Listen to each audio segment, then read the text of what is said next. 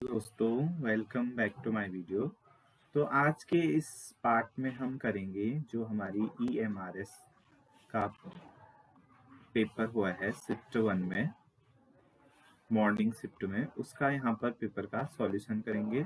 और इसका जो सबसे पहला पार्ट है वो है जनरल अवेयरनेस है, सामान्य जागरूकता वाला पार्ट है। पार्ट 1 को करेंगे हम। और ये जो सेट है वो है C2 सेट है ये, ठीक है। C2 सेट को यहाँ पर हम सॉल्व करेंगे।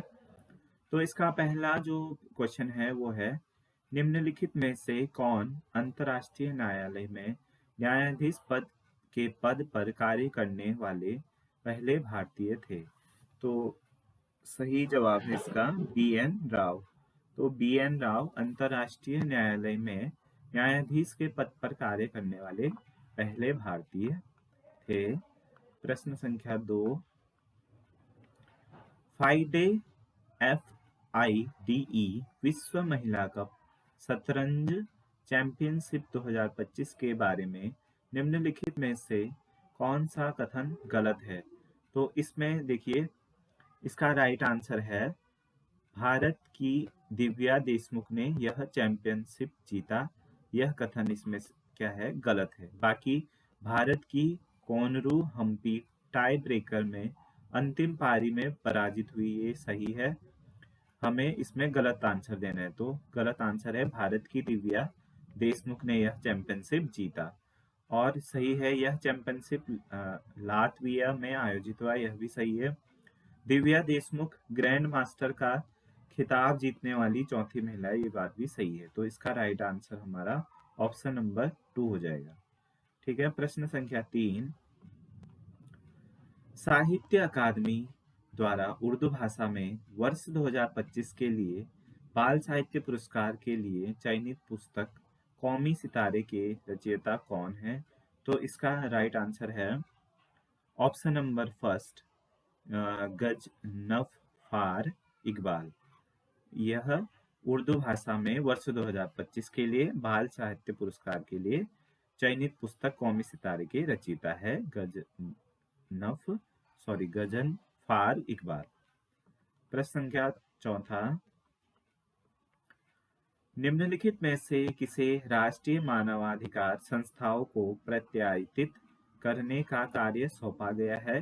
तो जो भी हमारे राष्ट्रीय मानवाधिकार संस्थान है, नेशनल ह्यूमन राइट्स इंस्टीट्यूशन है, उसका एक्रेडिशन का काम किसको दिया गया है? तो उसका काम दिया गया है GANHRI को, ठीक है। GANHRI को नेशनल ह्यूमन राइट्स इंस्टीट्यूशन के एक्रेडिशन का काम दिया गया है या सौंपा गया है। प्रश्न संख्या 5, वर्ष 2024 में हुए साधारण निर्वाचन में निम्नलिखित में से किस राज्य में महिला मतदाताओं की संख्या सर्वाधिक रही? तो वह रही है असम में। असम में 2024 में हुए साधारण निर्वाचन में महिला मतदाताओं की संख्या सर्वाधिक रही थी। तो प्रश्न संख्या 5 का राइट आंसर ऑप्शन 2 हो जाएगा। आगे बढ़ेंगे। प्रश्न संख्या 6, संयुक्त राष्ट्र विकास कार्यक्रम UNDP द्वारा प्रकाशित मानव विकास रिपोर्ट 2025 में निम्नलिखित में से किस क्षेत्र पर बल दिया गया है? तो इनमें से जो कौन सा ऐसा टॉपिक है जिस पर हमारा बल दिया गया है? तो उसका राइट ऑप्शन है प्रश्न संख्या 6 का आर्टिफिशियल इंटेलिजेंस, कृत्रिम बुद्धि पर ह्यूमन डेवलप रिपोर्ट 2025 में इस क्षेत्र पर बल दिया गया है, कृत्रिम बुद्धि AI, आर्टिफिशियल इंटेलिजेंस। प्रश्न संख्या 7, अगस्त 2025 में क्षेत्रीय सहयोग को सुदृढ़ करने के लिए भारत ने बिम्स्टेक के लिए किस कार्यक्रम में पहली बार मेजबानी की? तो इसका राइट आंसर है प्रश्न संख्या 7 का ऑप्शन 2, प्रथम जल क्रीड़ा टूर्नामेंट, ठीक है। ये बिम्स्टेक का जो है सबसे जो मेजबानी की है वो भारत द्वारा किया गया है, प्रथम जल क्रीड़ा टूर्नामेंट का। आगे बढ़ेंगे। प्रश्न संख्या 8, हमें इसमें बताना है निम्नलिखित में से कौन सा सुमेलित नहीं है। जो सुमेलित नहीं है वो वाला ऑप्शन हमें टिक करना है। तो इसमें से जो रॉन्ग है, देखिए ओडिशा राज्य आपदा प्रबंधन प्राधिकरण 2023 सही है, और दूसरा भी सही है। इसका राइट ऑप्शन हो जाएगा ऑप्शन 3, भारतीय राष्ट्रीय महासागरीय सूचना सेवा 2025, ये वाला रॉन्ग हो जाएगा और हमें रॉन्ग ही बताना था। तो option number 3 will be the right answer. ठीक है, आगे बढ़ेंगे। प्रश्न संख्या 9, भारत में निम्नलिखित में से किसे शिक्षा का अधिकार अधिनियम के अंतर्गत बालकों की शिक्षा के अधिकार के प्रबोधन का दायित्व सौंपा गया है। तो इसको समझेंगे कि which of the following has been instituted with monitoring a child's right to education under the Right of Education Act in India। तो इसमें से कौन सी संस्था है जो बालकों के शिक्षा के अधिकार का प्रबोधन करती है? तो उसका राइट आंसर है राष्ट्रीय बाल अधिकार संरक्षण आयोग। यह बालकों के शिक्षा की अधिकार का प्रबोधन करता है कि पैदा होने से लेकर 6 वर्ष तक के बच्चों को निःशुल्क शिक्षा उपलब्ध कराया जाए, और अगर नहीं हो रहा है तो उसका अधिकार के लिए कौन प्रबोधन करता है? राष्ट्रीय बाल अधिकार संरक्षण आयोग। ठीक है, उसके बाद है प्रश्न संख्या 10, विभिन्न राज्यों की विधानसभाओं के बारे में निम्नलिखित कथनों पर विचार कीजिए। तो इसमें देखिए सिक्किम राज्य की विधानसभा 30 से अन्यून्य है। 30 से अन्यून्य मतलब 30 से कम इसमें सदस्य है। दूसरा ऑप्शन है मिजोरम विधानसभा में 30 से कम सदस्य होंगे। गोवा राज्य की विधानसभा में 30 से अन्यून्य सदस्य होंगे। तो इसमें से राइट ऑप्शन बी है, क्योंकि मिजोरम विधानसभा में 30 से अन्यून्य सदस्य है। तो answer will be option number 4, केवल बी सही होगा इसके लिए। इसके बाद देखिए जीएस वाला पार्ट पूरा हो गया है, इसमें 10 क्वेश्चन थे हमारे। ठीक है, इसके नेक्स्ट पार्ट जो है वो है रीजनिंग का पार्ट है, रीजनिंग एबिलिटी। ठीक है, क्वेश्चन 21 से 11 से लेके 25 तक रहेगा यहाँ पर। ठीक है, तो इसमें देखो सबसे पहले क्या दिया गया है, प्रश्न संख्या 11 है ये, प्रश्न संख्या 11 में दिया गया है ये है कि इसमें हमें संबंध निकालना है और ये हमारा कोड है, इस कोड को यूज करना है। ठीक है, ये कोड हो गया हमारा, और जो हमें निकालना है वो ये है। तो सबसे पहला रिलेशन देखो P@Q है, तो @ वाला ऑप्शन यहाँ पर है A@B। तो देखिए A@B का अर्थ है कि A B का पिता है। अगर यही रिलेशन, यही कोड यहाँ पर यूज कर दिया जाए कि P@Q, तो क्या हो जाएगा? P Q का पिता है। P क्या हो जाएगा? पिता हो जाएगा किसका? Q का। ठीक है, Q का पिता हो जाएगा ये P। P@Q, P Q का पिता हो जाएगा। ठीक है, फिर उसके बाद Q और R के बीच में कौन सा रिलेशन है? माइनस का है। तो माइनस का कोड क्या है? A B का भाई है। तो इन दोनों के बीच में लगाएंगे तो क्या हो जाएगा? Q R का भाई है, Q R का भाई हो जाएगा। Q किसका भाई है? R को यहाँ पर बना देते हैं, Q R का भाई है, R ये है और इसका भाई है। इसको पॉजिटिव से दिखा देते हैं, जो भी हमारा मेल मेंबर होता है फैमिली में। तो Q R का भाई हो गया। ठीक है, ये दोनों इसी के बच्चे हैं P के। इसके बाद नेक्स्ट जो यहाँ पर कोड है वो है R×S। R×S मतलब होता है कि R×S, यहाँ पर देखिए कोड क्या है? R S से विवाहित है। मतलब R का देखो यहाँ पर एक हम बना देंगे युग्म, R S से विवाहित है, R S के साथ विवाह हो गया। देखो यहाँ पर एक हमने पेयर बना दिया इसका, विवाहित जोड़े का। उसके बाद लास्ट है S+T। तो S+T मतलब S T का पुत्र है, S T का पुत्र है, S टी यहाँ पर कहीं होगा, इसका पुत्र है, ये पॉजिटिव हो जाएगा। ठीक है, पॉजिटिव मतलब मेल मेंबर है, इसका बेटा है। और देखो अगर इन दोनों का कपल है तो ऑब्वियसली ये क्या होगा, नेगेटिव मतलब फीमेल होगा ये। ठीक है, तो यहाँ पर इस प्रकार से एक बन जाएगा डायग्राम कुछ। उसके बाद प्रश्न क्या पूछा गया है, निम्नलिखित विकल्पों में से P का T से सर्वोत्तम संबंध क्या है। P का T से सर्वोत्तम संबंध, तो P और T देखो, ये इसका बेटा है और ये इसका बेटा है, मतलब इसकी बेटी है, P की बेटी है R और उसका पति है S और उसका बाप है T। तो ये इन दोनों P का T क्या है, दोनों क्या है, आपस में समधी है ये। ठीक है, समधी या समधन जो भी है, लेकिन ऑप्शन में ऐसा कोई भी नहीं है। देखो पुत्र साला है, ससुर है जेठ देवर साले, पुत्र का ससुर, तो यहाँ पर सबसे जो बेटर ऑप्शन होगा तो पुत्र का ससुर। पुत्र का ससुर भी नहीं है, ये पुत्री का ससुर है, तो इसमें कोई भी ऑप्शन राइट नहीं है। तो ये आपको इसका सीधे ही इसका मार्क्स मिल जाएंगे। इसमें सारे ऑप्शन दिए हैं, उसमें से कोई भी नहीं है तो कहीं भी लगा दो, कोई फर्क नहीं पड़ता है, क्योंकि ये ऑप्शन ही गलत है, तो आपको पूरा मार्क्स मिल जाएगा इसमें। ठीक है, नेक्स्ट बढ़ेंगे। उसके बाद है क्वेश्चन नंबर 12। क्वेश्चन नंबर 12 में है, 5 मित्र करण, ललित, मैथ्यू, नसीम और उमर को उनके विद्यालय के परिणाम मिले। करण ने मैथ्यू, उसके बाद यहाँ पर दिया गया है करण ने मैथ्यू से अधिक अंक प्राप्त किए। तो हम सीधे हम क्या बता देंगे, देखिए करण ने मैथ्यू से अधिक अंक प्राप्त किए, तो यहाँ पर कहीं करण है, ये रहा हमारा करण, इसने मैथ्यू से अधिक प्राप्त कर रखा है। ठीक है, तो ये रहा हमारा मैथ्यू। मैथ्यू, करण ने मैथ्यू से ज्यादा नंबर प्राप्त किए। ठीक है, लेकिन ओमर से कम किया है।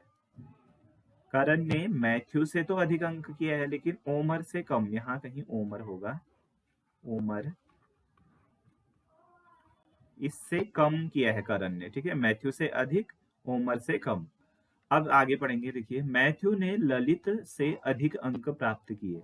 मैथ्यू ने ललित से अधिक, तो यहाँ पर कहीं पर ललित होगा, मैथ्यू ने ललित से अधिक अंक प्राप्त किए लेकिन नसीम से कम। तो यहाँ पर देखिए जगह नहीं है, लेकिन मैं बना देता हूँ, यहाँ पर देखिए नसीम को बिठा देते हैं यहाँ पर कहीं पर, नसीम से कम किए हैं मैथ्यू ने, किससे, नसीम से। ठीक है, नसीम को यहाँ पर बिठा दिया। क्या कहा, मैथ्यू ने ललित से तो अधिक किया है लेकिन नसीम से कम यहाँ पर मार्क्स लिए। ठीक है, अब क्या है, नसीम ने करण से कम मार्क्स लिए, तो ये सही है। नसीम के बाद क्या हो जाएगा, करण होगा। क्यों, देखिए नसीम ने करण से कम, तो नसीम क्या होगा, करण से कम मार्क्स लेगा, तो उससे पहले आएगा। ठीक है, अंक प्राप्त किए, इसमें सबसे अधिक प्राप्त किए, यही इसका पूरा जो मार्क्स का हम मतलब एक ग्राफ जैसा यही बनेगा। ठीक है, फाइनल ग्राफ। तो इसमें पूछा था कि इनमें सबसे अधिक अंक प्राप्त किसने किए हैं, तो इसका राइट आंसर देखो, ओमर का सबसे अधिक मार्क्स है, तो ऑप्शन 3 इसका राइट हो जाएगा। ओमर को ने सबसे अधिक अंक प्राप्त किए हैं। ठीक है, आगे बढ़ेंगे, प्रश्न संख्या 13। इसमें क्या दिया गया है कि देखिए अभिकथन और तर्क दिया गया है, हमें बताना है कि सही है या नहीं है।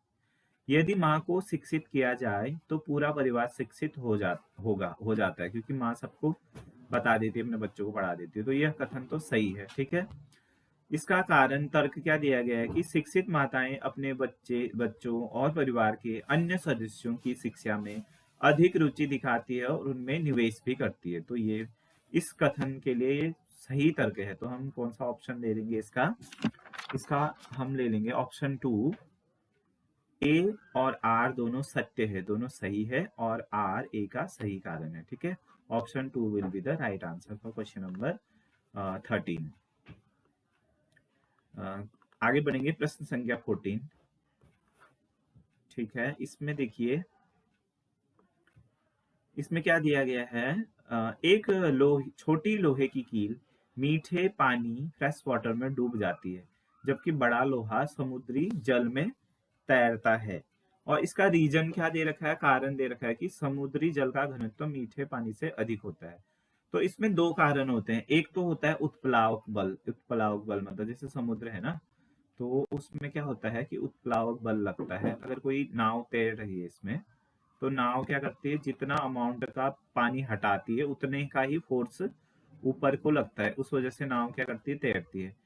एक तो ये उत्प्लावक बल का कारण होता है। दूसरा कारण होता है डेंसिटी। आपने सुना होगा कि जो डेड सी है उसमें अगर आप हाथ पांव नहीं भी मारोगे तो ऊपर ही तैरने लगोगे। क्यों? क्योंकि उसकी डेंसिटी बहुत ज्यादा है, समुद्री है, मतलब बहुत ज्यादा उसमें नमक है, तो उसका जो है डेंसिटी अधिक है। तो इसका क्या हो जाएगा, जो समुद्री जल का घनत्व है मीठे पानी से अधिक होता है। तो ये भी राइट हो जाएगा। ठीक है, तो इसका ऑप्शन नंबर 2 हो जाएगा। ए और आर दोनों सत्य है और आर ए का सही कारण है। ठीक है,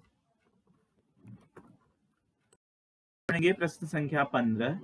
देखिए यहाँ पर क्या दिया गया है। एक T20 क्रिकेट टीम में 11 खिलाड़ी है। विकेट कीपर के अलावा टीम में 7 अच्छे बल्लेबाज और 6 अच्छे गेंदबाज है। टीम में कितने ऑलराउंडर है जो अच्छे बल्लेबाज और अच्छे गेंदबाज दोनों हैं। ठीक है, तो टोटल होते हैं हमारे पास 11। ठीक है, उसमें से एक हमारा क्या है, विकेट कीपर है। उसके बाद देखिए क्या हो जाएगा। अगर हम देखें तो उसमें से देखो 7 हमारे अच्छे बल्लेबाज हैं और 6 हमारे अच्छे गेंदबाज है। अगर हम दोनों को ऐड करेंगे तो 13 आ जाएगा। ठीक है, लेकिन हमारे पास टोटल नंबर्स ऑफ मेंबर्स कितने हैं, 11। तो और उनमें से देखो एक तो हमने कीपर को वैसे भी अलग कर दिया है, तो कितना हो जाएगा, सॉरी हाँ 13 है। तो देखो 7 और 6 13 हो रहा है, लेकिन है हमारे पास 11 है। लेकिन ये तो डिफरेंस आ जा रहा है दोनों को जोड़ के। तो हम बीच में किसको रखेंगे, 4 को रखेंगे। ठीक है, 4 को रखेंगे तो 3 को रखेंगे एक्चुअली। तो यहाँ पर कितने बच जाएंगे, 4 में से 7 में से 3 जाएंगे तो 4 बच जाएंगे, और 6 में से 3 जाएगा तो 3। तो ये रहेगा कुल। देखिए 4 अच्छे केवल जो गेंद सॉरी बल्लेबाजी कर सकते हैं, और 3 जो अच्छे गेंदबाज है, और 3 ऐसे होंगे दो अच्छे गेंदबाज भी है, सॉरी गेंदबाज और बल्लेबाज दोनों है। तो ये टोटल कितना हो जाएगा, 4 3 7 3 10 हो जाएगा। ठीक है, एक विकेट कीपर अलग था। तो हमें बताना है कि टीम में कितने ऑलराउंडर है। तो इसका राइट आंसर क्या हो जाएगा, इसका राइट आंसर हो जाएगा 4 हो जाएगा। क्योंकि उसमें हम विकेट कीपर को भी अगर ऐड करेंगे तो इसका राइट आंसर 4 हो जाएगा। मैंने खुद ने इसका आंसर 3 दिया था, क्योंकि मैंने एक विकेट कीपर को काउंट नहीं किया था, लेकिन इसका एक्चुअल आंसर 4 आ रहा है। ठीक है, प्रश्न है क्वेश्चन नंबर 16। इसमें देखिए दिया गया है कि आपको नीचे दिए गए प्रश्न दिया गया है, उसके बाद कथन 1 2 दिए गए हैं और कुछ जानकारी दी है। हमें तय करना है कि उत्तर निकालने के लिए कौन सा कथन पर्याप्त है। ठीक है, सफिशिएंट है करके। तो प्रश्न है कंपनी गोल्डन वुड्स का कुल लाभ कितना है, हमें इसका प्रॉफिट निकालना है। ठीक है, ये हमारा क्वेश्चन है। ठीक है, अब देखिए यहाँ पर जानकारी हमारे पास क्या क्या है। पहला कथन में है कि यह कंपनी केवल एक प्रकार का उत्पाद बनाती है। अब एक ही प्रकार का ये उत्पाद बनाती है, तो इससे प्रॉफिट का क्या लेना देना है। ये जानकारी से क्या हमें इस क्वेश्चन का आंसर मिल सकता है, नहीं मिल सकता है।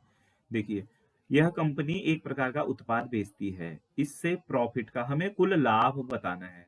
अब कुल लाभ का और एक प्रकार का प्रॉफिट बनाती है, इस कथन का हम यूज नहीं कर सकते हैं। ठीक है, तो कथन एक तो हमारा कोई यूजफुल नहीं है। दूसरा कथन पढ़ेंगे।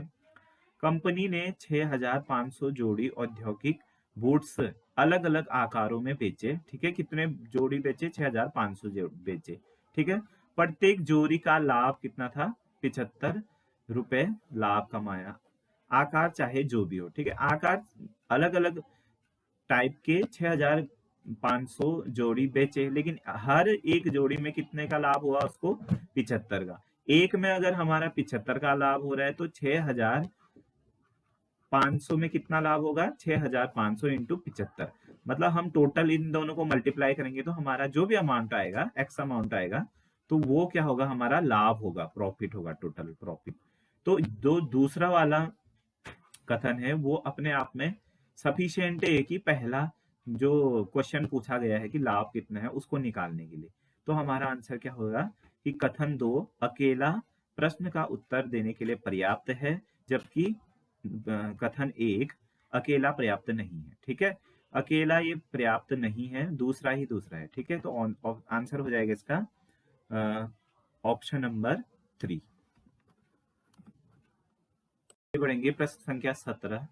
तो इसमें क्या दिया गया है? देखिए हमें इसका ये सिलोगिज्म का क्वेश्चन है, तो इसको इंग्लिश में करना ज्यादा आसान पड़ता है, हिंदी में इससे कंफ्यूजन हो जाता है, क्योंकि इंग्लिश का थोड़ा सा यहाँ पर इजी पड़ता है। कैसे? देखिए, सम फ्रूट्स आर लीची, तो यहाँ पर हम फ्रूट्स बना लेते हैं। ठीक है, ये फ्रूट्स है हो गया हमारा। ठीक है, एफ से इसको डिनोट कर देते हैं। सम फ्रूट्स आर लीची, तो यहाँ पर हम इसको एल से दिखा देते हैं। ठीक है, तो ये वाला जो हमारा पार्ट है, ये कुछ फ्रूट्स हमारे क्या हो जाएगा, लीची हो जाएगा। ठीक है, सम फ्रूट्स आर लीची हो जाएगा, पहला हो गया ये। बाद है दूसरा जो स्टेटमेंट दिया है, all lychees are pinkish red. जो ये ऑल मतलब ये सारे के सारे लीची हैं, वो कैसे हैं? पिंकिश रेड है। ठीक है, पिंकिश रेड, लीची को मैं अंदर बना देता हूँ। ठीक है, ऑल लीची मतलब सारे के सारे लीची कैसे है? पिंकिश रेड है। ठीक है, अब ये दो स्टेटमेंट से हमारा कुछ इस प्रकार का डायग्राम बना है। इसके आधार पे हमें क्या करना है? आंसर कंक्लूजन को बताना है कि राइट है या रॉन्ग। तो इसमें पहला है some fruits are pinkish red. Some fruits, कुछ फ्रूट्स क्या होने चाहिए? पिंकिश रेड होना चाहिए। ठीक है, तो ये हमारा डायग्राम बन गया। अब हम चेक करेंगे कि कौन सा कंक्लूजन है। ठीक है, तो some fruits are pinkish red, कुछ फ्रूट्स क्या होने चाहिए? पिंकिश रेड है। तो यहाँ पर जो फ्रूट है वो देखो पिंकिश रेड, ये देखिए जो बड़ा वाला बाहर वाला गोला है वो है पिंकिश रेड का। तो कुछ फ्रूट्स जो, और ये छोटा वाला गोला इस तरफ का ये वाला गोला है, ये है फ्रूट का। तो यहाँ पर जो फ्रूट होंगे वो क्या होंगे? पिंकिश रेड भी होंगे। ठीक है, तो some fruits are pinkish red, ये वाला तो हमारा कंक्लूजन राइट हो जाएगा। दूसरा क्या है? All pinkish red things are lychee. तो ये जो सारे के सारे पिंकिश रेड वाले थिंग हैं वो लीची है, कह रहे हैं। ठीक है, तो ये स्टेटमेंट रॉन्ग होगा। क्यों? क्योंकि जो ये पिंकिश रेड ये वाला एरिया है ये तो लीची है, लेकिन जो इसको लीची को छोड़ के ये वाला एरिया है, इसके बारे में हम कह नहीं सकते ना कि ये भी लीची है करके। लेकिन ये कह रहा है कि जितना भी ऑल जो पिंकिश रेड है वो सारे के सारे लीची होना चाहिए, लेकिन यहाँ पर सारे का सारा लीची थोड़ा ना है, इतना ही पार्ट लीची है। तो ये स्टेटमेंट हमारा रॉन्ग हो जाएगा। ओनली फर्स्ट विल फॉलो, तो इसमें ऑप्शन नंबर है 2, ओनली कंक्लूजन फर्स्ट फॉलो, इसका राइट हो जाएगा। ठीक है, क्वेश्चन नंबर 18। क्वेश्चन नंबर 18 में देखिए यहाँ पर हमें वेन डायग्राम दे रखा है, उसमें हमें चयन करना है कि कौन सा संबंध सर्वोत्तम तरीके से चित्रित किया गया है। तो विद्यालय कर्मचारी है, स्नातक लोग है, स्नाकोत्तर लोग है। ठीक है, तो इसका जो राइट आंसर होगा वो ये होगा। क्यों होगा? देखिए हमारे पास एक विद्यालय कर्मचारी है, ये पूरा विद्यालय कर्मचारियों का गोला है। तो इसमें से सभी लोग स्नातक वाले थोड़ा ना होंगे, कुछ लोग क्या होंगे? स्नातक वाले होंगे और कुछ स्नाकोत्तर वाले होंगे। ठीक है, ये जो बीच का गोला है वो है विद्यालय, लिख देता हूं मैं, विद्यालय कर्मचारी,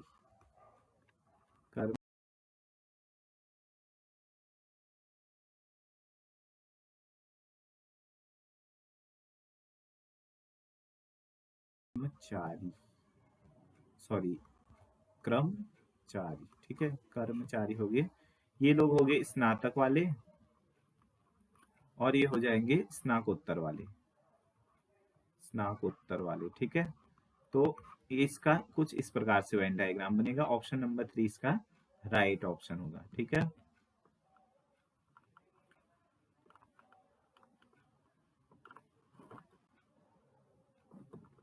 इसके बाद आगे बढ़ेंगे क्वेश्चन नंबर 19 में। क्वेश्चन नंबर 19 में देखो डायरेक्शन का क्वेश्चन है ये। देखो, सुबह अपने घर से भारती पूर्व दिशा की ओर चलना शुरू करती है। यहाँ पर इसका घर है, ये पूर्व दिशा की ओर चलना शुरू कर दिया इसने। ठीक है, 100 मीटर चलने के बाद बाएं मुड़कर 50 मीटर चलती है।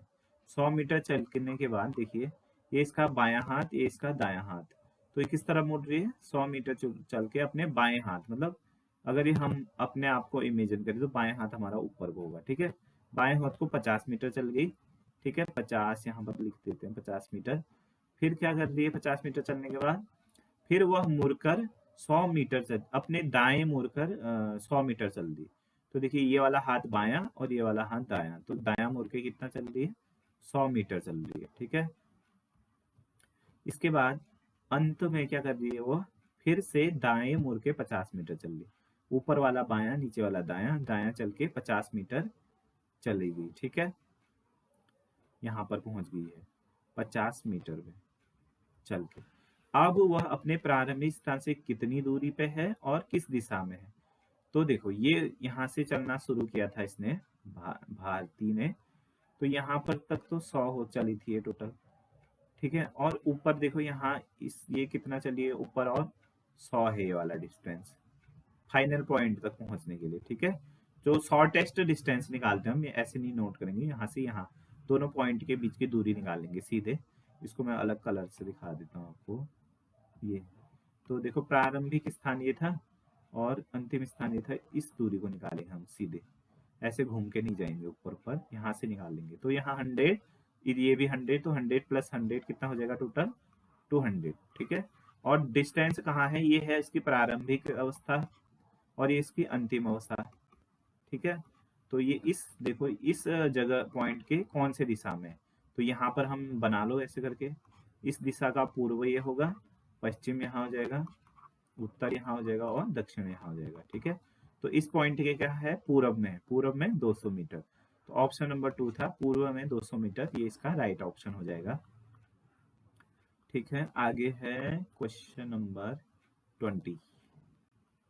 देखिए सीटिंग अरेंजमेंट का है क्वेश्चन, ठीक है। इनको बिठाते हैं अभी। देखो 8 व्यक्ति 4 महिलाएं हैं इसमें से, ठीक है, 4 फीमेल है और 4 पुरुष है, ठीक है। इनका नाम जो भी है, एक गोल मेज के चारों कोनों पर बैठे हैं, सभी आमने सामने देख रहे हैं। आमने सामने मतलब अंदर की ओर देख रहे हैं सभी, ठीक है। तो ये हो गया 1 2 3 4 5 6 7 8, ठीक है। और ये अंदर की ओर देख रहे हैं, आमने सामने देख रहे हैं मतलब अंदर की ओर है, ठीक है। निम्नलिखित शर्तें दी गई, अब देखते हैं इनको बिठाने पे क्या क्या हमारे कंडीशन दे रखा है। कोई 2 महिलाएं 2 पुरुष आसपास नहीं बैठे हैं, कोई 2 महिला 2 पुरुष आसपास नहीं बैठे हैं। इसका मतलब होता है कि कोई 2 पुरुष लगातार नहीं बैठे हैं, 2 महिलाएं लगातार नहीं बैठे हैं। मतलब कैसे बैठे होंगे, ऑल्टरनेट में बैठे होंगे, एक महिला एक पुरुष, एक महिला एक पुरुष, ऐसे बैठे होंगे, ठीक है। एक आदमी एक औरत, एक आदमी एक औरत, ऐसे करके बैठे होंगे। तो ये कह रहा है कि 2 महिलाएं 2 पुरुष एक साथ नहीं बैठते हैं, ठीक है। 2 महिलाएं 2 पुरुष को हम साथ में नहीं बिठाएंगे। उसके बाद देखो यहाँ पर एक हिंट है, भारती अमित के बाएं ओर बैठी है। भारती अमित के बाएं, अब अमित कहाँ बैठा है उसका अता पता नहीं है, तो हम भारती को कैसे बैठा देंगे। तो हमने ये इंफॉर्मेशन अभी यूज नहीं किया, इसको हम गोला लगा देते हैं ताकि बाद में हम इसको यूज करेंगे, ठीक है। अब देखिए यहाँ से हम बिठाना शुरू नहीं करेंगे अभी। यहाँ पर से देखो इतना ठोस इंफॉर्मेशन नहीं है, कभी भी हो जो है एक ठोस इंफॉर्मेशन से बिठाना शुरू किया जाता है। भारती अमित के बाएं ओर बैठी है, लेकिन हम ऐसे रैंडमली नहीं बिठा सकते इसको, ठीक है। उसके बाद अगला हमारा इंफॉर्मेशन है, कश्मीरा फरहाना और जॉर्ज के बीच बैठी है। तो इनको बिठा, यहाँ से हम शुरू कर सकते हैं बैठाना, क्योंकि यहाँ पर एक हमें सॉलिड इंफॉर्मेशन दे रखा है। कश्मीरा कहाँ बैठी है, फरहान और जॉर्ज के बीच बैठी है, तो हम कश्मीरा को यहाँ पर बिठा देते हैं। ये रह गई हमारी कश्मीरा, जो किस किस के बीच में बैठी थी, फरहान और जॉर्ज के बीच में। इस तरफ हम फरहान को बिठा देते हैं और इस तरफ हम जॉर्ज को बिठा देते हैं, ठीक है। ये आप इधर उधर भी बिठा सकते हैं, ठीक है। लेकिन यहाँ पर देखो क्या दिखा है, ऐसा कोई फिक्स नहीं है। देखो एक और पॉसिबिलिटी भी हो सकती है कि अगर हमने ऐसे बिठाया, तो देखो हमने यहाँ से फरहाना को बिठाया बीच में, ये कौन थी, सॉरी कश्मीरा थी ना, कश्मीरा। तो वो फरहान को हम यहाँ भी बिठा सकते थे, ठीक है। तो दोनों पॉसिबिलिटी लेके चलते हैं, जॉर्ज को इस तरफ बिठा दिया, ठीक है। अब आगे क्या बोल रहे हैं, हाँ तो आगे देखिए क्या है, कश्मीरा फरहान और जॉर्ज के बीच बैठी है तथा वह अंजलि के सामने है। कश्मीरा तथा वह, इसमें किसके बारे में पूछ रहा है, देखो फरहान और जॉर्ज के बीच में बैठी है कश्मीरा, और वही क्या है, अंजलि के सामने बैठी है। ठीक है, तो कश्मीरा के सामने कौन बैठ जाएगी यहाँ पर, हमारी अंजलि। ठीक है, अंजलि यहाँ पे बैठ जाएगी। इस वाले में अंजलि कहाँ बैठ जाएगी, यहाँ पर अंजलि। ठीक है, इसके बाद है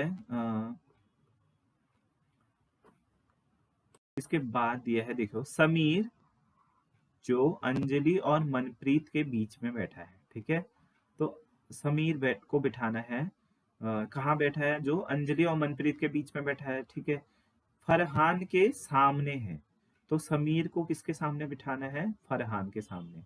ठीक है, तो फरहान यहाँ पर है, इसके सामने यहाँ पर समीर बिठा देते हैं, समीर को। और इस वाले में देखो फरहान के सामने कौन बैठ जाएगा, समीर। ठीक है, ठीक है, समीर जो अंजलि और मनप्रीत के बीच में बैठा है, फरहान के सामने, फरहान के सामने समीर बैठ गया। और एक किसके बीच में है, अंजलि और मनप्रीत के बीच में। ठीक है, अंजलि ये है, मनप्रीत यहाँ पर कहीं होगी। ठीक है, मनप्रीत, इन दोनों के बीच में है समीर। अब यहाँ पर देखो समीर जो है अंजलि और मनप्रीत के बीच में बैठा था ना, मनप्रीत के। ठीक है, ये यहाँ पर ऐसे बैठ जाएंगे। तो अब देखो हमने सबसे पहला वाला ये वाला यूज नहीं किया था, जो इंफॉर्मेशन है, भारती अमित के बाएं ओर बैठी है, अमित के बाएं। तो अब हमें देखिए दो दो जगह हमारे दो पॉसिबिलिटी बन रखे हैं। तो यहाँ पर अगर हम देखिए भारती अमित के बाएं, अगर हम अमित को यहाँ पर बिठा दें तो अमित का दायां बन जाएगा, यहाँ पर नहीं बैठ पाएगा। यहाँ पर हम उसको बिठा देते हैं, किसको, अमित को। तो अमित के बाएं कौन बैठ जाएगी, भारती। ठीक है, भारती। और इस वाले केस में क्या होगा, यहाँ पर अगर हम अमित को बिठा दें, ठीक है, अमित के बाएं, अमित को यहाँ पे बिठा देंगे तो यहाँ पर इसके बाएं ओर कौन बैठ जाएगा, बैठ जाएगी सॉरी भारती। ठीक है, तो ये दोनों ही पॉसिबिलिटी बन रही है। तो इन दोनों में से एक गलत हो जाएगा, कैसे, क्योंकि हमें जो एक कंडीशन दे रखी थी कि दो पुरुष एक साथ नहीं बैठने चाहिए और दो स्त्रियां एक साथ। अभी हम नाम चेक कर लेते हैं कौन, देखिए महिलाएं कौन थी, अंजलि, भारती, कश्मीरा और मनप्रीत। तो मनप्रीत क्या है, फीमेल है। ठीक है, तो यहाँ पर देखिए मनप्रीत कहाँ पर है, ये फीमेल है। समीर, जॉर्ज और कौन कौन है यहाँ पर, वो अमित, फरहान, जॉर्ज और समीर। अमित फरहान, अमित फरहान, जॉर्ज और अमित फरहान। हाँ, यहाँ पर देखिए अमित और फरहान, अमित और फरहान क्या हो जाएंगे, पुरुष हो जाएंगे। तो ये दोनों एक साथ नहीं बैठना चाहिए। ठीक है, तो ये वाली कंडीशन हमारी गलत हो जाएगी। उसने बोला था ना कि दो महिलाएं साथ में नहीं बैठनी चाहिए और दो पुरुष भी नहीं बैठने चाहिए, ऑल्टरनेट में बैठना चाहिए। ठीक है, तो हमारा जो राइट वाला ऑप्शन होगा ये वाला हो जाएगा। ठीक है, इसमें पूछा था क्वेश्चन, तो अब क्वेश्चन पूछा गया है, देखिए ये तो इसका चलो फाइनल वाला हो गया हमारा। ठीक है, तो अब इसमें क्वेश्चन क्या पूछा है, मनप्रीत के बाएं ओर कौन बैठा है, तो मनप्रीत ये है, उसके बाएं ओर समीर बैठा है। ठीक है, मनप्रीत हमारी शायद फीमेल थी, तो उसके बाएं ओर कौन बैठा है, ये है मनप्रीत यहाँ पर, इसके बाएं ओर कौन है, समीर है। तो ऑप्शन 2 इसका राइट हो जाएगा। ठीक है, बढ़ेंगे क्वेश्चन नंबर 21 में। इसमें क्या दिया गया है, निम्न की कथन सत्य है। ठीक है, अब इसमें क्या करना है, तो हमें निष्कर्ष बताना है। ठीक है, तो देखिए यहाँ से दिया है सी और ए के बीच में क्या होना चाहिए, लेस देन वाला, सॉरी ग्रेटर देन वाला साइन होना चाहिए। ठीक है, सी इज ग्रेटर देन ए। तो देखो सी और बी इक्वल, सी और बी के बीच में ग्रेटर देन इक्वल है, सही है। फिर बी यहाँ पर अगर हम पहुंच गए हैं तो ठीक है, सी सी सी से हमें ए के चाहिए ना, तो सी से हम बी में अगर देखते हैं तो ये सी से बी में ग्रेटर वाला ही है, चलो ठीक है। फिर बी से एफ तो इक्वल ही है। उसके बाद देखिए बी से इसमें क्या है, लेस ग्रेटर देन वाला है। तो सी से बी में आए, बी से एफ में है, एफ में भी यही है, तो ये तो सही है। ठीक है, ए और ई, ए बराबर ई, ए बराबर ई कहीं पर नहीं है, तो ये ऑप्शन क्या होगा, गलत हो जाएगा।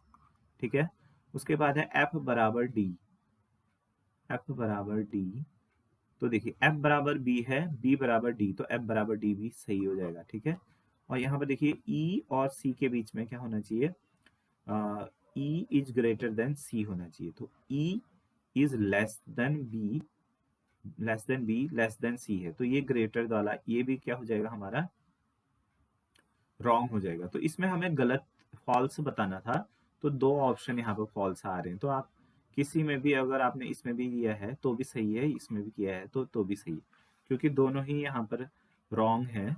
तो बट अगर ज्यादा हम देखें इस फिगर के हिसाब से ए ई बराबर तो है ही नहीं इस फिगर में, तो ज्यादा मोस्टली प्रोबेबिलिटी ये है कि ये ऑप्शन आपका राइट होगा। ठीक है,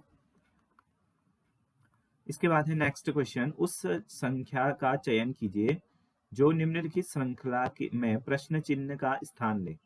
तो देखिए यहाँ पर से आपको हिंट मिल जाएगा, ये 64 प्लस 1 है। ठीक है, और ये कितना है, 216 प्लस 1 है, ये है 343 प्लस 1।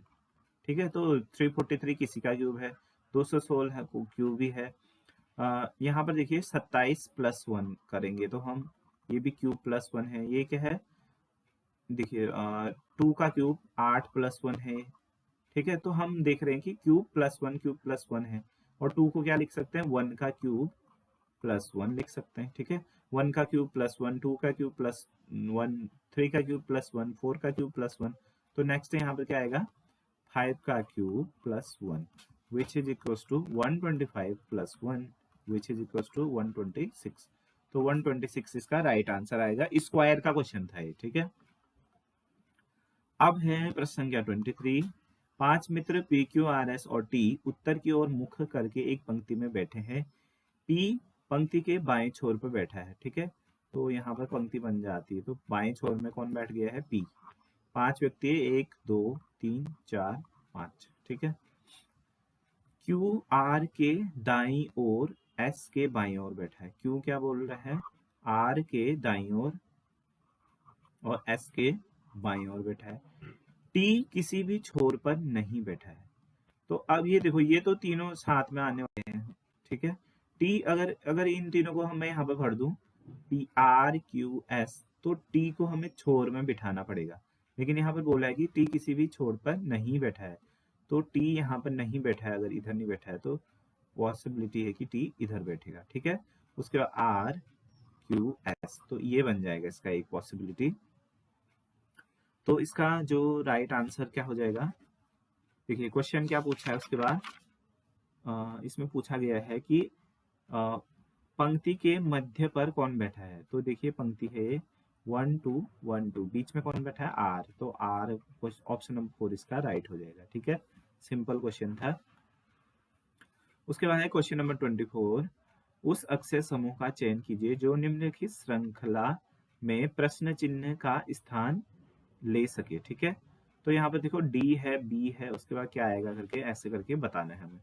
तो इसका सरल सिस्टम ये होता है ऐसे क्वेश्चनों का, हमें ABCD आनी चाहिए। ठीक है, तो हम उसी में से हम लॉजिक निकाल लेते हैं।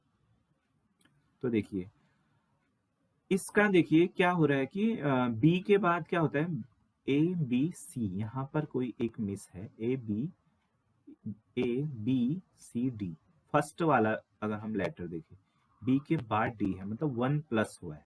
ठीक है, तो इसमें हम अगर 1 माइनस हो रहा है, सोचो डी में 1 माइनस करेंगे तो क्या हो जाएगा, 1 माइनस नहीं, अगर हम ABCD लगा लो सीधे, बी के बाद यहाँ पर सी आना चाहिए, उसको स्किप करके डी, एक स्किप करके है, तो यहाँ पर क्या होगा, जेड को अगर हम जेड से पढ़ेंगे तो जेड 1 स्किप, जेड के बाद ए आएगा, ए के बाद बी है, तो यहाँ पर सही बैठ गया ये जेड। ठीक है, तो ये देखिए एक्स वाई को स्किप कर देंगे, जेड यहाँ पर। ठीक है, फर्स्ट वाले के लिए V U V W skip X, तो पहला तो जेड होगा। ठीक है, ये हो गया।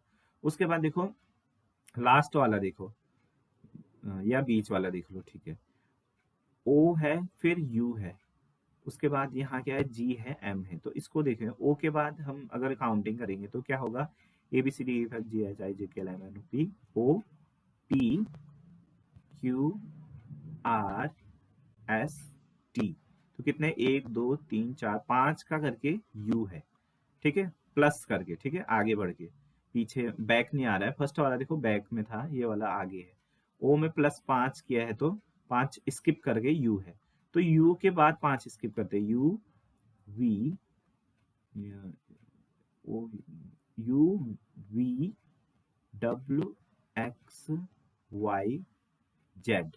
तो इतनों को एक्स 5 को स्किप करेंगे तो जेड के बाद क्या आना चाहिए, ए, ठीक है। अब 5 को स्किप करते हैं, A B C D E F, F के बाद क्या आएगा, जी, ठीक है। फिर 5 स्किप करके एम आ जाएगा, ठीक है, जी A B C D E F G H I J K L, L के बाद क्या आएगा, एम, ठीक है। तो 5 स्किप करके ये आया है, तो दूसरे का भी पता चल गया, ठीक है। ए जेड और ए आने वाले, तो लेकिन जेड ए देखो यहाँ सभी ऑप्शन के बाद, 3 ऑप्शन के बाद क्या है, जेड और ए है। तो हम क्या करेंगे इसको फिलहाल, अब लास्ट वाला नंबर देखेंगे। तो जी के बाद क्या होगा, देखो जी के बाद फिर से ए बी सी डी में काउंट करो कितने, एम कब आ रहा है, तो क्या होगा, A B C D E F G H I J K L. तो कितना है, 1 2 3 4 5 स्किप करके यहाँ पर एम लिखा है, ठीक है। तो सेम यहाँ पर भी हम करेंगे, एम आ गया, ठीक है, 5 स्किप करके। फिर यहाँ से देखो 5 इसमें और स्किप करके लिखेंगे, तो M N O P Q R, 1 2 3 4 5 R S, 5 skip करके एस आ जाएगा, ठीक है। अब देखिए पैटर्न बैठ रहा है नहीं बैठ रहा है, नेक्स्ट भी क्या आना चाहिए, 5 स्किप करके S T U V W x करके करेंगे तो वाई आना चाहिए, तो इसका मतलब सही बैठ रहा है। वाई में 5 करेंगे तो Y Z A B C D, तो ई आना चाहिए, 5 स्किप करके तो ई आ रहा है, ठीक है। तो जेड ए एस क्या होगा, इसका राइट आंसर होगा, ये वाला नहीं, ये वाला आंसर इसका राइट ऑप्शन होगा, ठीक है। और इसको करने के और भी तरीके हैं, बट मुझे ये सीधे काउंटिंग वाला इजी पड़ता है। मैक्सिमम में ये होता है कि आप एक ही को चेक करोगे तो तब भी आपका आंसर आता है। जैसे जेड ए सेम सेम था तो हमें क्या करना था, लास्ट वाला जो हमने चेक किया अभी उसी को भी चेक कर दो तो आपका आंसर आ जाता। कैसे, जी से एम करते 5 के उसमें, फिर इसमें 5 करके ये वाला चेक करते तो डायरेक्ट इसका आंसर आ जाता, आगे के 2 चेक करने की आवश्यकता नहीं थी। जो सेम होते हैं उनको चेक करा भी मत करो, क्योंकि वो तो सेम ही होने वाला है ऑब्वियसली, तो लास्ट वाला ही करोगे तो थोड़ा सा टाइम बच जाएगा, ठीक है। उसके बाद है पजल है यहाँ पर ब्लड रिलेशन का। एक परिवार में 6 सदस्य हैं, ठीक है, अंजलि, निर्मला, रमेश, सौरभ, सोनी और विजय। विजय अंजलि के पति का भाई है, ठीक है। तो यहीं से हम बिठाना शुरू करते हैं इनको, यहीं पे बिठा देते हैं। क्या बोला, अंजलि विजय अंजलि के पति का भाई है, तो विजय कौन है, विजय अंजलि का पति का भाई, इसको हम पति बना लेते हैं अंजलि का, ठीक है। अंजलि है ये, अंजलि, और यहाँ पर हमने ये कपल बना दिया है, ठीक है, डबल लाइन से। अंजलि का पति मतलब पॉजिटिव मेल है, का भाई है, तो ये भी पॉजिटिव है, ठीक है। मेल को पॉजिटिव से, फीमेल को निगेटिव से दिखाएंगे, तो अंजलि का पति का भाई हो गया विजय, ठीक है। विजय अंजलि के पति का भाई है, ठीक। निर्मला विजय की माँ है, विजय की माँ कौन है, निर्मला, तो ऑब्वियसली इसके भाई की भी माँ होगी, मतलब इन दोनों की माँ होगी कौन, निर्मला। निर्मला क्या होगा, विजय की माँ होगी, ठीक है। उसके बाद है सोनिया सौरभ और अंजलि की बेटी है। तो देखो अंजलि, सौरभ और अंजलि की बेटी मतलब पति पत्नी की बेटी, तो यहाँ पर ऑब्वियसली हम फिल कर देंगे इसमें सौरभ, क्यों, क्योंकि सौरभ और इन दोनों क्या है, पति पत्नी है ना। तो यहाँ पर क्या हो जाएगा, सौरभ और अंजलि की बेटी कौन थी, सोनिया, ठीक है। सोनिया को हम यहाँ पर बिठा देंगे, ठीक है, इन दोनों की बेटी है सोनिया। आगे क्या है, सोनिया, तो सौरभ अंजलि की बेटी है और रमेश की पोती है। पोती कौन होती है, मतलब दादाजी की दादा के बेटे की बेटी होती है ना। तो ये इसकी रमेश की पोती है, मतलब रमेश का लड़का कौन होगा, सौरभ होगा, और यहाँ पर कोई उसके दादाजी कौन होंगे, रमेश। ठीक है, रमेश का पोती हुई ना, तभी तो ये देखिए रमेश की पोती है तो रमेश का बेटा सौरभ, और लड़के के अपने लड़के के बेटी को पोती बोलते हैं ना, तो रमेश का लड़का सौरभ, सौरभ की बेटी सोनिया, इसकी पोती होगी। ठीक है, निम्नलिखित विकल्पों में से रमेश विजय से संभवतः किस प्रकार से, रमेश किससे, विजय से, रमेश, और रमेश क्या है विजय का, ये पूछना चाह रहे हैं। तो देखिए रमेश का लड़का है सौरभ, ठीक है, और सौरभ का ही भाई विजय है, तो रमेश तो विजय का भी तो बाप हुआ, इसका भाई विजय है, विजय और सौरभ भाई हैं, तो सौरभ का बाप विजय का भी बाप होगा, तो ऑब्वियसली क्या होगा, पिता होगा। ठीक है, ऑप्शन नंबर 3 हो जाएगा। क्वेश्चन नंबर कौन सा था ये, क्वेश्चन नंबर 25 का ऑप्शन नंबर 2 3 राइट हो जाएगा कि फादर। ठीक है, इसके बाद है हम अब जाएंगे पार्ट 3 में, आईसीटी में। ठीक है, आईसीटी का जो है 26 का पहला क्वेश्चन है, निम्नलिखित में से डिजिटल सिग्नेचर की मुख्य और प्रत्यक्ष विशेषताओं में नहीं है, तो इसमें से कौन सा होगा, गोपनीयता इसका राइट आंसर होगा। ठीक है, इसके बाद है 27 है, which of the following is the correct cloud storage service developed by the Google, तो इसमें है गूगल ड्राइव। कौन सा गूगल द्वारा विकसित क्लाउड स्टोरेज है, तो वो गूगल ड्राइव हो जाएगा। निम्नलिखित में से कंप्यूटर का एक कंप्यूटर सिस्टम आउटपुट डिवाइस है, तो प्लॉटर आउटपुट डिवाइस है। कैसे, क्योंकि प्लॉटर मतलब जो छापता है, जो हमारे बड़े बड़े वो होते हैं उसको छापता है, तो प्लॉटर बोलते हैं उसको। ठीक है, उसके बाद है which of the following is an open source spreadsheet, तो इसका राइट आंसर है लाइबर ऑफिस क्लैक, ये वाला है इसका राइट आंसर है। ये क्या है, ओपन सोर्स स्प्रेड सीट है। ठीक है, इंटरनेट पर ईमेल भेजने और प्राप्त करने के लिए सामान्यतः कौन सा प्रोटोकॉल यूज किया जाता है, तो SMTP प्रोटोकॉल यूज किया जाता है। इसके बाद आगे बढ़ेंगे प्रश्न संख्या 31 में, तो इसमें हमें बताना था कि निम्न में से कौन सा ईमेल मान्य वैलिड नहीं है, तो इसका राइट आंसर हो जाएगा थर्ड वाला, my name dash country @my mail .in, ये वाला हमारा क्या होगा, वैलिड नहीं होगा। ठीक है, उसके बाद है क्वेश्चन नंबर 32, कंप्यूटर मेमोरी के संदर्भ में निम्नलिखित में से कौन सा विकल्प जीबी का पूर्ण रूप है, फुल फॉर्म कौन है, गीगाबाइट। उसके बाद है 33, निम्न में से कौन सा एप्लीकेशन सॉफ्टवेयर का उदाहरण नहीं है, तो देखिए ऑप्शन सॉफ्टवेयर माइक्रोसॉफ्ट एज भी सॉफ्टवेयर है, एक्सेस है, वर्ड भी एक सॉफ्टवेयर है, माइक्रोसॉफ्ट डिफेंडर एक वो नहीं है। ठीक है, ये सॉफ्टवेयर नहीं है। ठीक है, इसका राइट आंसर ये है। इसके बाद है निम्नलिखित में से कौन सा सर्च इंजन माइक्रोसॉफ्ट द्वारा विकसित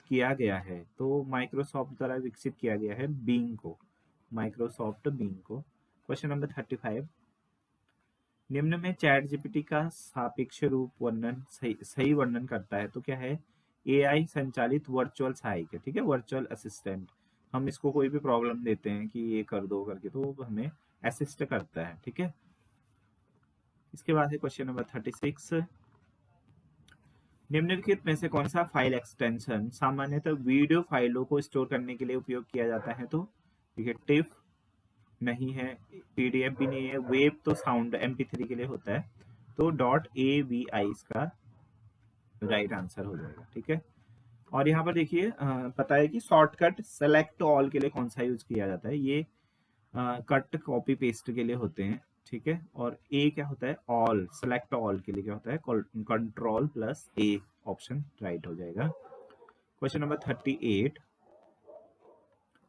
क्या दिया गया है कि .dox फाइल एक्सटेंशन कौन सा फाइल का डिफॉल्ट एक्सटेंशन है, तो वो वर्ड का है। ठीक है, वर्ड का हमारा एक्सटेंशन क्या होता है, .docx। प्रश्न संख्या 39,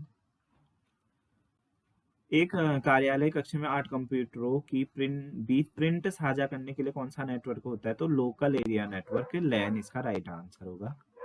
फिर है यूपीएस कंप्यूटर सिस्टम में स्वचालित बैकअप पावर आपूर्ति प्रदान करता है। यूपीएस के फुल फॉर्म में यू क्या होता है? अनइंटरप्टेबल, मतलब जैसे लाइट गई तो मतलब पूरा बंद ही हो गया सिस्टम। अनइंटरप्ट माने जो किसी प्रकार से उसको फर्क नहीं पड़ता है, ठीक है। लाइट चली भी गई तो अनइंटरप्ट होता है, ठीक है। तो ये इसका राइट आंसर हो जाएगा अनइंटरप्टेबल, ठीक है। तो इतना था हमारा जीएस रीजनिंग और